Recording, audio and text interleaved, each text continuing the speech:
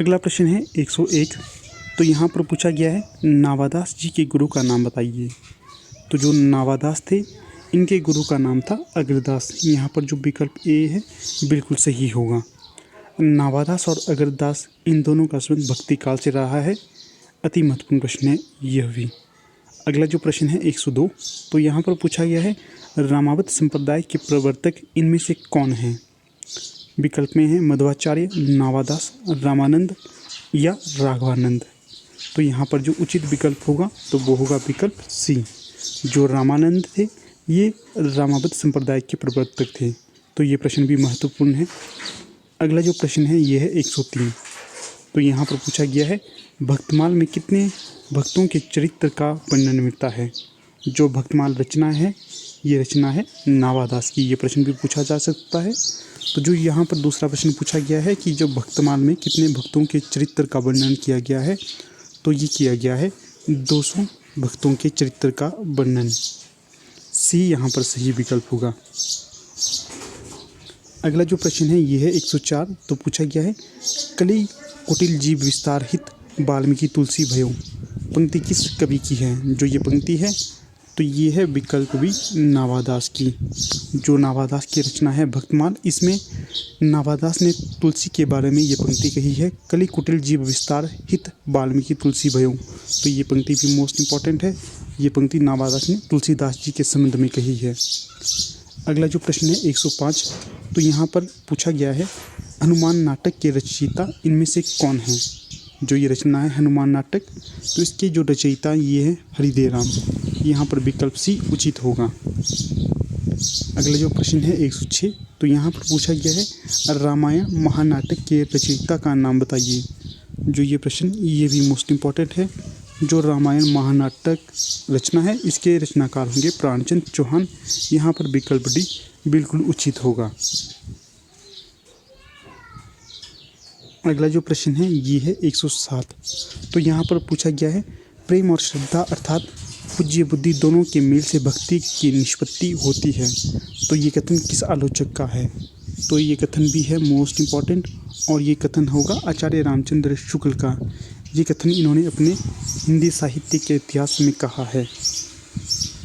अगला जो प्रश्न है 108। तो यहाँ पर पूछा गया है तुलसीदास ने भक्ति को श्रद्धा प्रेम समन्वित रूप में सबके सामने रखा और धर्म या सदाचार को उसका नित्य लक्षण निर्धारित किया।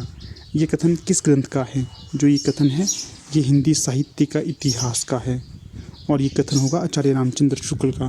तो ये कथन भी इम्पॉर्टेंट है। अक्सर परीक्षाओं में स्थापना और तर्क वाले प्रश्न पूछे जाते हैं। वे सभी प्रश्न इन कथनों से ही लिए जाते हैं, तो इन्हें आप ध्यानपूर्वक देखिएगा। अगला जो प्रश्न है ये है 109। तो पूछा गया है राम भक्ति शाखा में सखी भाव की उपासना पद्धति का प्रवर्तन किसने किया। तो जो राम भक्ति शाखा में सखी भाव की उपासना पद्धति का प्रवर्तन किया था तो ये किया गया था जीवाराम जी द्वारा। यहाँ पर जो विकल्प डी है ये बिल्कुल उचित होगा। अगला जो प्रश्न है ये है 110। तो यहाँ पर पूछा गया है रामचरितमानस में तुलसी केवल कवि के रूप में ही नहीं उपदेशक के रूप में भी सामने आते हैं। तो प्रस्तुत कथन किस विद्वान का है। तो ये कथन होगा आचार्य रामचंद्र शुक्ल का और यहाँ पर विकल्प डी उचित होगा। तो ये प्रश्न भी मोस्ट इम्पॉर्टेंट है। अगला प्रश्न है 111। तो पूछा गया है निम्बार्क संप्रदाय के किस कवि ने रघुनाथ चरित की रचना की थी। तो जो रघुनाथ चरित की रचना की थी तो ये की थी परशुराम देव के द्वारा। यहाँ पर जो विकल्प डी बिल्कुल उचित होगा। कई बार ये प्रश्न भी पूछा जा सकता है कि जो परशुराम देव थे किस संप्रदाय से संबंधित थे। तो ये थे निम्बार्क संप्रदाय से संबंधित और जो इनकी रचना थी ये थी रघुनाथ चरित। अगला जो प्रश्न है ये है 112। तो पूछा गया है राधा वल्लभ संप्रदाय के किस कवि ने रघुनाथ लीला नामक ग्रंथ लिखा था।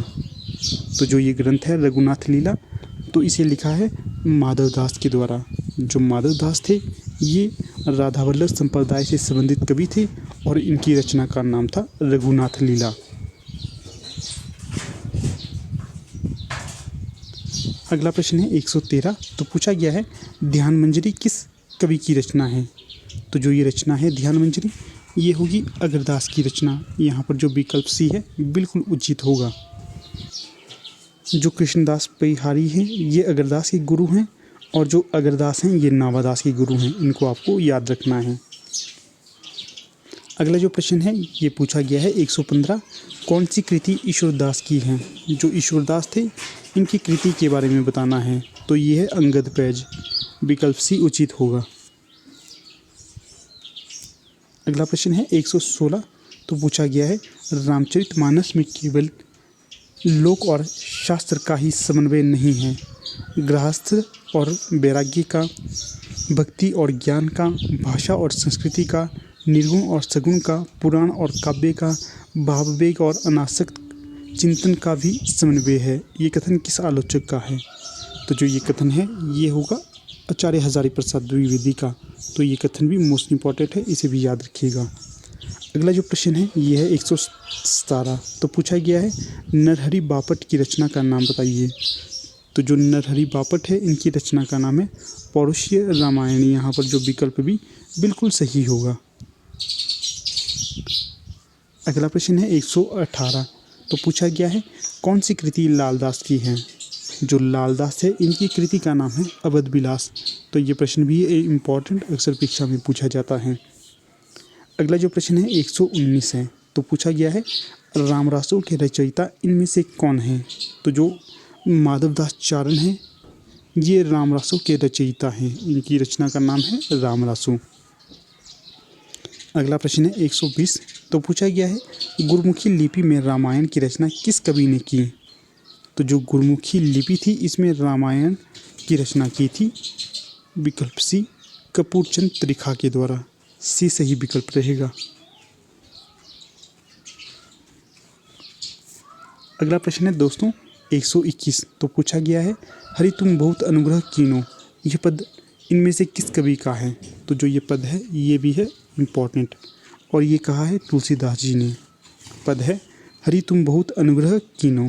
इम्पॉर्टेंट पद है दोस्तों ये भी। अगला प्रश्न है 122, तो पूछा गया है रामानंद के गुरु का नाम बताइए। तो जो रामानंद के गुरु थे ये थे राघवानंद। रामानंद के गुरु थे। कई बार ये प्रश्न पूछा जाता है कि जो रामानंद थे इनके शिष्यों की संख्या कितनी है। अगर आप लोगों को पता होगा तो आप अवश्य कमेंट में बताइए कि रामानंद के शिष्यों की संख्या कितनी है और उनमें जो प्रसिद्ध शिष्य माने जाते हैं उनका नाम भी अवश्य बताइएगा। ये प्रश्न आपके लिए है। अगला जो प्रश्न है 123, तो पूछा गया है अवध विलास की रचना कब हुई थी। तो जो रचना है अवध विलास इसकी रचना हुई थी 1673 ईस्वी में। यहाँ पर विकल्प डी उचित होगा। अगला प्रश्न है 124, तो पूछा गया है रामचरितमानस का रचना काल इनमें से क्या है। तो जो रामचरितमानस तुलसीदास की रचना है, महाकाव्य है, इसका रचना काल है 1574 ईस्वी। यहाँ पर जो विकल्प भी ये उचित होगा। अगला प्रश्न है 125, रामकथा से संबंधित किस ग्रंथ में छंदों की विविधता है। तो जो रामकथा से संबंधित ग्रंथ होगा जिसमें छंदों की विविधता होगी तो ये होगा विकल्प सी रामचंद्रिका। जो रामचंद्रिका रचना है ये केशवदास की है। अगला जो प्रश्न है तो ये है 126, तो पूछा गया है भरत मिलाप के रचयिता का नाम बताइए। तो जो भरत मिलाप रचना है इसके रचनाकार का नाम होगा ईश्वरदास। यहाँ पर विकल्प डी उचित होगा। अगला प्रश्न है 127, तो पूछा गया है जानकी मंगल किस भाषा में रचित काव्य ग्रंथ है। जो जानकी मंगल रचना है ये अवधी भाषा में रचित है। अगला प्रश्न है 128, तो पूछा गया है इनमें से कौन सा ग्रंथ रीति निरूपक नहीं है। तो ये होगा दोस्तों विकल्प सी कवितावली। बाकी हित तरंगिनी, साहित्य लहरी और रसमंजरी ये तीनों रचनाएं रीति निरूपक ग्रंथ हैं। सिर्फ कवितावली जो तुलसीदास की रचना है ये रीति निरूपक नहीं है। अगला जो प्रश्न है 129, तो पूछा गया है केशवदास का रीति निरूपक ग्रंथ इनमें से कौन सा है। तो जो केशवदास का रीति निरूपक ग्रंथ है ये है विकल्प ए कविप्रिया। बाकी जो रचना है अर्थात विकल्प में रचना है विज्ञान गीता, रामचंद्रिका, जहांगीर जसचंद्रिका ये तीनों रचनाएं भी केशवदास की ही हैं। अगला प्रश्न है 130। तो पूछा गया है तुलसीदास इनमें से किस कवि के समकालीन थे। तो जो तुलसीदास थे ये उपयुक्त सभी के समकालीन थे। इसमें आता है रहीमदास, नावादास और रसखान, ये तीनों इसमें आते हैं।